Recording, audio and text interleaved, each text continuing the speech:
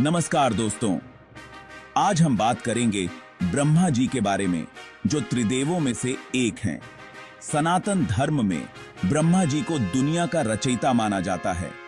वेदों में उन्हें प्रजापति भी कहते हैं, मतलब सभी प्राणियों के पिता।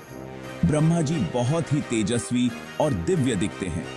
उनके 4 मुख हैं, जो चारों वेदों को दर्शाते हैं। उनके हाथों में वेद, कमंडल, अक्षमाला और सृष्टि का प्रतीक कमल है। ब्रह्मा जी का वाहन हंस है, जो ज्ञान और पवित्रता का प्रतीक है। वो सफेद वस्त्र पहनते हैं, जो पवित्रता और सात्विकता दिखाता है। ब्रह्मा जी की पूजा करने से जिंदगी में ज्ञान, बुद्धि, समृद्धि और शांति मिलती है। उनकी आराधना से हमें दुनिया के रहस्यों को समझने और जीवन का सही मतलब जानने में मदद मिलती है।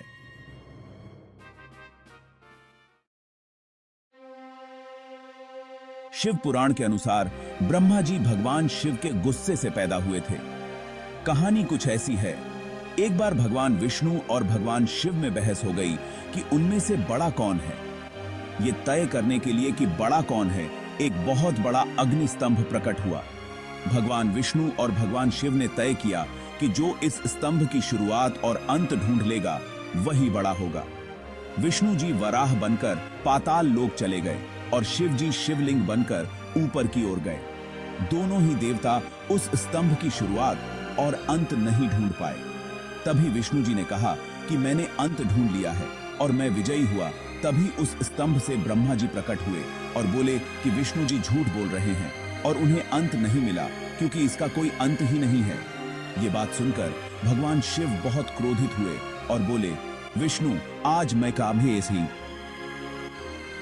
तुम्हारा अंत कर दूंगा। विष्णु जी शिव जी की ये युद्ध की ललकार सुनकर बोले, मैं ही बढ़ा हूं और अब ये युद्ध से तय होगा कि बढ़ा कौन है। पूरी दुनिया इस युद्ध के परिणाम से भयभीत हो गई और देवताओं से युद्ध रोकने के लिए प्रार्थना करने लगे। देवता भी इस भीषण युद्ध को रोकने में असमर्थ थे। तब उन्होंने ब्रह्मा जी से प्रार्थना की और ब्रह्मा जी भगवान शिव और विष्णु के युद्ध के बीच में आ गए और उन्हें रोकने का प्रयास करने लगे।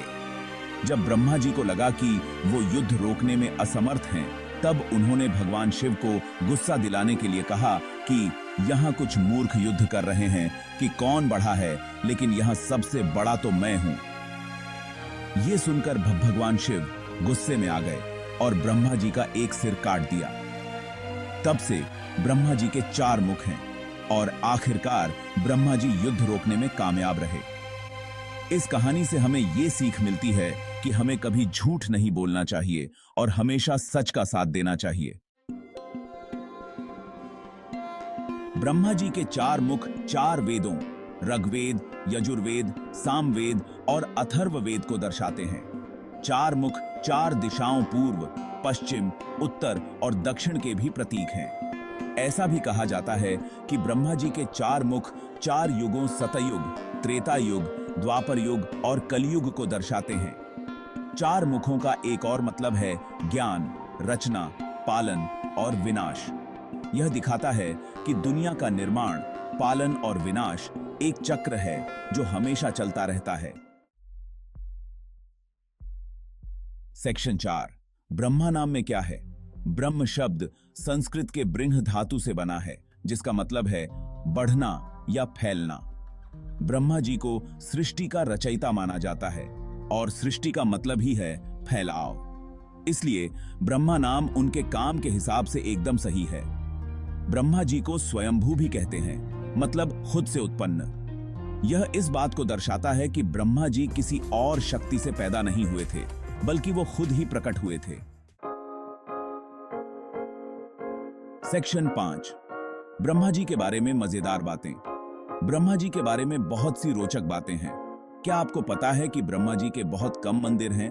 इसके पीछे कई कारण बताए जाते हैं। कुछ लोग मानते हैं कि ब्रह्मा जी को श्राप मिला था कि उनकी पूजा नहीं होगी। वहीं कुछ और लोगों का मानना है कि क्योंकि ब्रह्मा जी दुनिया बनाने का काम कर चुके हैं, इसलिए उनकी पूजा का अब उतना महत्व नहीं रहा। एक और मजेदार बात यह है कि ब्रह्मा जी के 4 मुख होने के बावजूद भी उन्हें एकाक्षर कहा जाता है, मतलब एक अक्षर वाले। सेक्शन 6, सरस्वती ज्ञान की देवी, ब्रह्मा की शक्ति। ब्रह्मा जी की पत्नी सरस्वती हैं, जो ज्ञान, कला और संगीत की देवी हैं। सरस्वती जी को वाणी की देवी भी कहते हैं और वो हर तरह की विद्या और कला में माहिर मानी जाती हैं। कहते हैं कि जब ब्रह्मा जी दुनिया बना रहे थे तो उन्हें वाणी की जरूरत महसूस हुई। तब उनके मुख से सरस्वती जी प्रकट हुईं। सरस्वती जी ब्रह्मा जी की शक्ति का प्रतीक हैं।